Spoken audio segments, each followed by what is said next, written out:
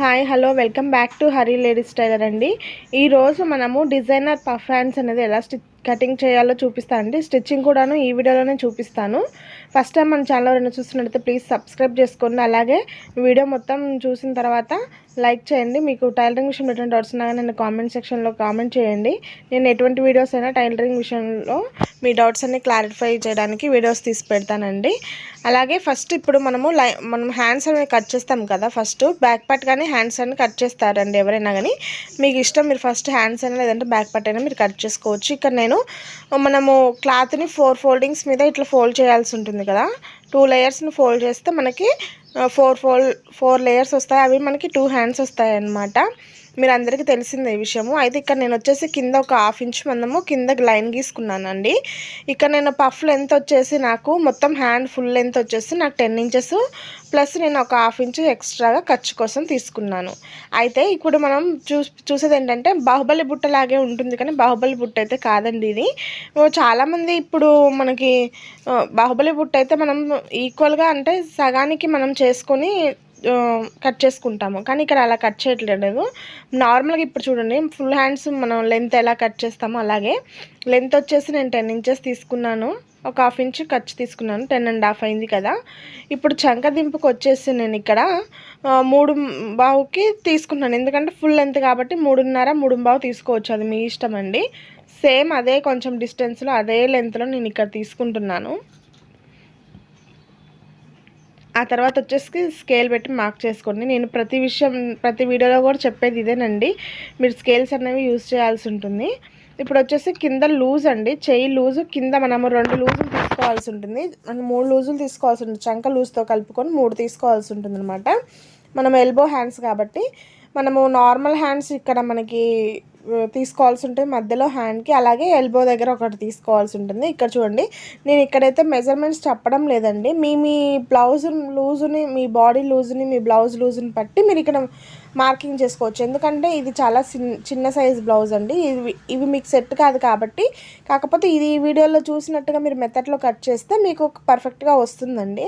నార్మల్గా మనము normal blouse అయితే ఎలా ఫుల్ ఎల్బో హ్యాండ్స్ కట్ చేస్తామో అదే విధంగా అండి. ఇక్కడ నాకు చూడండి, ఇక్కడ నేను తీసుకున్న లూజ్కి నాకు చంక లూజ్కి డిఫరెన్స్ వచ్చింది, అందుకని నేను ఇక్కడ అడ్జస్ట్ చేస్తున్నాను. మళ్ళీ మీరు 2 మార్కింగ్ చేశారేంటని మీరు కన్ఫ్యూజ్ అవ్వద్దండి. నేను 2 లూజులు తీసుకున్నాను, కానీ చాలా డిఫరెన్స్ ఎక్కువగా ఉండేసరికి నేను చంక లూజుని బట్టే నేను ఇక్కడ కటింగ్ అనేది చేస్తున్నాను అనమాట. నార్మల్గా మనము ఏమీ లేదండి ఇందులో కష్టపడాల్సింది. నార్మల్గా మనము ఎల్బో హ్యాండ్స్ ఎలా కట్ చేస్తామో అలాగే కట్ చేసుకోవాలి. కాకపోతే చిన్న చిన్న టిప్స్ అండి. కాకపోతే మీరందరూ కూడాను ఇప్పుడు ఈ వీడియోలో కటింగ్ అని స్టిచ్చింగ్ అని మొత్తం చూసిన తర్వాత ఈ పఫ్ హ్యాండ్స్ని ఏమంటారో నాకు కామెంట్ సెక్షన్లో చెప్పండి, ఓకేనా. అయితే ఇక్కడ చూడండి, నేను అదే చెప్తున్నాను. ఇక్కడ నాకు లూజు చంక లూజుని బట్టి నేను ఇక్కడ మార్కింగ్ అని చేశాను అనమాట. నాకు పైన చెస్ట్ లూజ్ అంటే చెయ్యి లూజు పైన తీసుకుంటే నాకు అది తేడా అనిపించింది. మీరు కొన్ని విషయాల్లో మీరు ఇట్లా అడ్జస్ట్ చేయాల్సి ఉంటుంది. మనం అదేంటి ఇలా వచ్చిందని మీరు టైం వేస్ట్ చేసుకోవద్దు ఎప్పుడైనా కానీ. ఇక చూడండి, నేను ఇక్కడ చెయ్యి లూజ్ తీసుకుంటే అంత వచ్చింది, అలాగే చంక లూజ్ తీసుకుంటే ఇంత వచ్చింది అనమాట. అదే చెప్తున్నాను నేను ఇక్కడ. కట్ చేసేసేయండి. కట్ చేసిన తర్వాత మనకి పఫ్ ఎంత కావాలి అనే దాన్ని బట్టి మీరు ఇక్కడ చూసుకొని మీరు పఫ్ అనేది కట్ చేసుకోవచ్చండి. నేనైతే నార్మల్గా వాళ్ళు నాకు పైన పఫ్ చిన్నగా కావాలి, కింద హ్యాండ్ అనేది బార్డర్ ఎక్కువగా కావాలనేసి అన్నారు కాబట్టి నేను ఇలా కట్ చేస్తున్నాను. లేదనుకున్నప్పుడు మీరు బాహుబలి బుట్టలాగానే ఈక్వల్గా కట్ చేసుకోవచ్చు.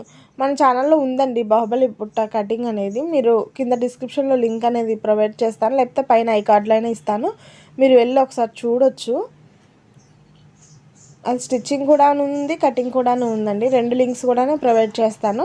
చూడండి, ఇది ఇప్పుడు మనకి హ్యాండ్ లెంత్ ఇది కటింగు. ఇప్పుడు వచ్చేసి బార్డరు మెయిన్ క్లాత్ అనేది కట్ చేస్తున్నాను. నేను బార్డర్ వచ్చేసి ఇక్కడ ఫుల్గా పెట్టడం లేదండి, ఎందుకంటే రాదు కూడా అంత ఫుల్గా వాళ్ళకి.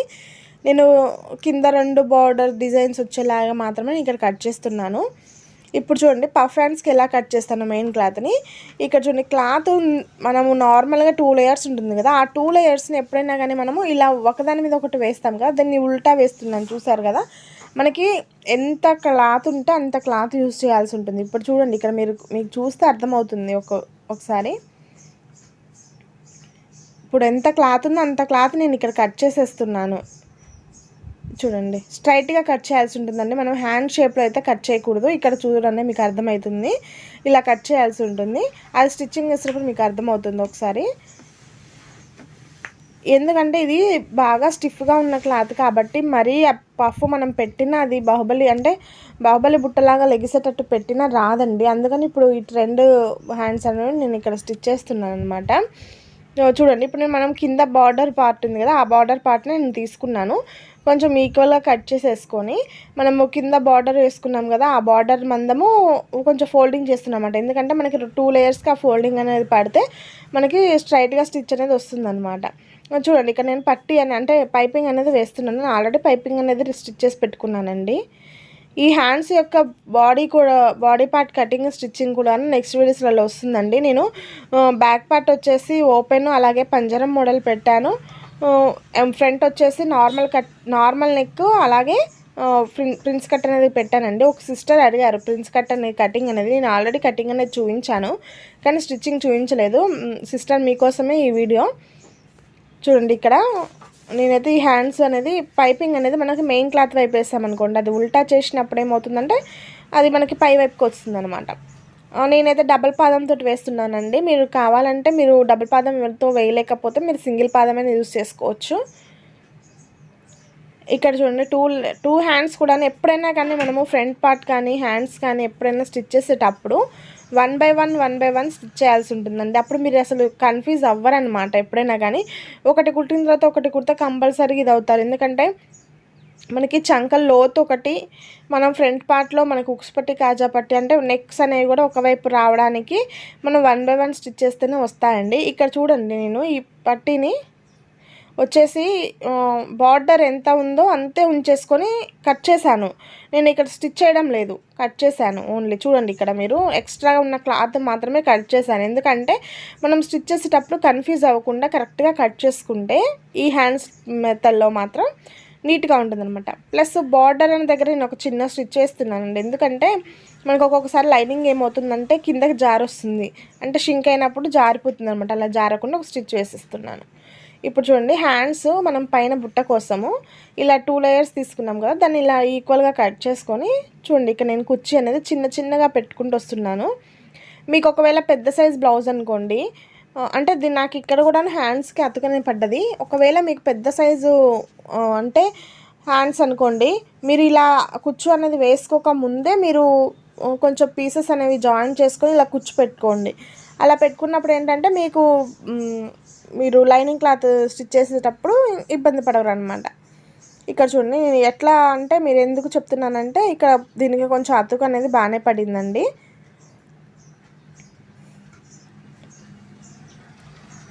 చూడండి, ఇట్లా ఈక్వల్గా సేమ్ మనం పైన కుచ్చు ఎలా పెట్టామో కింద కుచ్చు కూడా అలాగే పెట్టుకుని రావాల్సి ఉంటుందండి. మన ఛానల్లో మంచి మోడల్స్ మంచి డిజైన్స్ అన్నీ చెప్పడానికి ట్రై చేస్తానండి. ఒకవేళ మీకు ఎటువంటి అయినా కావాలి అని అనుకున్నప్పుడు నన్ను కామెంట్ సెక్షన్లో అడగండి, ఖచ్చితంగా వీడియో చేయడానికి ట్రై చేస్తానండి. అంతేకాకుండా మీరు వీడియో అనేది ఎక్కడ స్కిప్ చేయకుండా చూడండి. అలా స్కిప్ చేయడం వల్ల ఏంటంటే మధ్యలో టిప్స్ అనేవి మిస్ అవుతారనమాట. స్కిప్ చేయకుండా చూస్తే మీకు వీడియో మొత్తం నీట్గా అర్థమవుతుంది, మీరు కూడా పర్ఫెక్ట్గా స్టిచ్ చేసుకోగలుగుతారు. చూడండి, ఇలా జాయిన్ చేసిన తర్వాత ఈక్వల్గా కట్ చేసి మనకు ఒకవేళ అతుకు అనేది ఎక్కడ పడుతుందో అక్కడ మీరు అతుకు అనేది ఫిల్ చేసుకోవచ్చు అనమాట.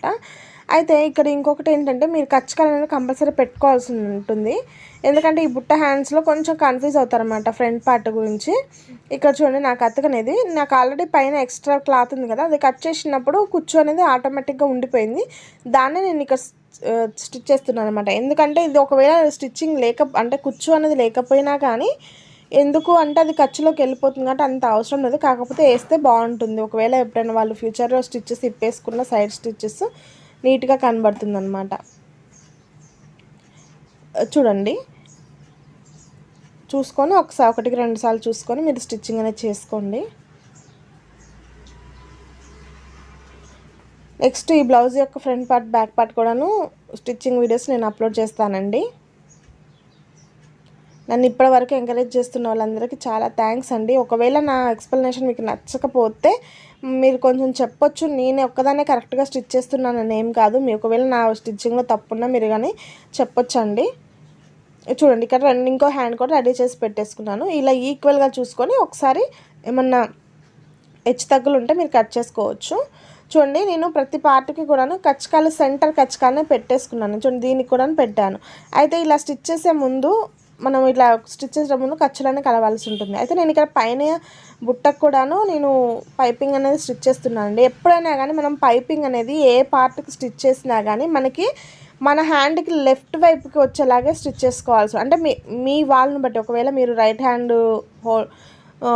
ఎక్కువగా అలవాటు ఉంటే రైట్ హ్యాండ్ వైపే వేసుకోండి. ఎందుకంటే ఉల్టా చేసినప్పుడు మనకి అది మెయిన్ బయటికి రావాల్సి ఉంటుంది కాబట్టి.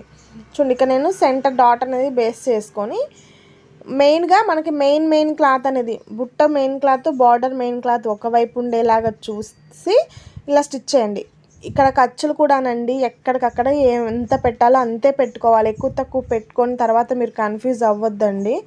ఎందుకంటే తర్వాత మళ్ళీ అది ఎక్కువ తక్కువ వచ్చిందని, తక్కువ వచ్చిందని, ఎక్కువ వచ్చిందని అటు ఇటు చేస్తే క్లాతులు పాడైపోతుంటాయి. కస్టమర్ అనేవాళ్ళు ఎంత ఖరీదు గల చీరలు ఇచ్చినా కానీ మనకి నీట్గా స్టిచ్ చేసి ఇవ్వడం మనం నేర్చుకోవాల్సి ఉంటుంది.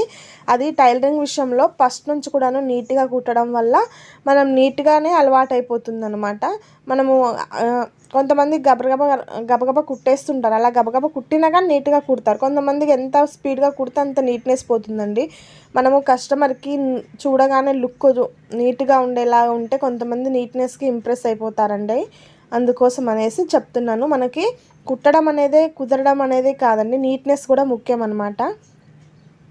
చూడండి మీరు ఇక్కడ మనం ఫ్రంట్ పార్ట్ షేప్ పట్టి ఎలా లోడింగ్ చేస్తామో దీన్ని కూడా సేమ్ అలాగే అండి. కాకపోతే కొంచెం క్లాత్ పడకుండా చూసుకోవాల్సి ఉంటుంది. సేమ్ ఇలాగే ఉల్టా తీసేస్తే ఇంకా మనకి బయట వైపు మనకి ఇలాంటి క్లాతులు కుచ్చుకోవడానికి కొంచెం ఇరిటేటింగ్ ఉంటాయి కదండి. అలా ఇరిటేటింగ్ లేకుండా మనకి ఎక్కడికక్కడికి లోడింగ్ చేసేసామన్నమాట. చూడండి ఒకసారి ఇక్కడ ఎక్కడికక్కడికి లోడింగ్ చేసాం కాబట్టి మనకి ఎక్కడ ఇరిటేటింగ్ అనిపించదు అనమాట. అందుకని నేను ఇట్లా లోడింగ్ చేసుకోవాలని చెప్తున్నాను. ఒకవేళ మీకు లోడింగ్ అవసరం లేదు, మాకు టైం వేస్ట్ అనుకున్నప్పుడు అలా కూడా పెట్టుకోవచ్చు, కానీ అంత నీట్గా ఉండదు. తర్వాత మీరే ఇబ్బంది పడతారండి. మనకనే కాదు కస్టమర్కి ఒకవేళ బయట వాళ్ళకి కుట్టినా కానీ మనకి నీట్గా కంఫర్ట్గా వాళ్ళు వేసుకునేలాగా చూసుకోవాల్సి ఉంటుంది మనము. చూడండి నేను పైపింగ్ కూడాను ఒకటి అనగడానికి ఒక స్టిచ్ అనేది వేసేసాను అనమాట. ఇది చూడండి ఎలా నీట్గా వచ్చిందో. నేను దీన్ని బాడీకి స్టిచ్ చేసిన తర్వాత కూడా ఎలా ఉందో నేను చూపిస్తానండి. నెక్స్ట్ వీడియోలో దీన్ని body part front back stitching cuttings కూడా వస్తాయండి. ఈ వీడియో నచ్చినట్టయితే లైక్ చేయండి, ప్లీజ్ సబ్స్క్రైబ్ చేసుకోండి, నన్ను ఎంకరేజ్ చేయండి. Thank you for watching.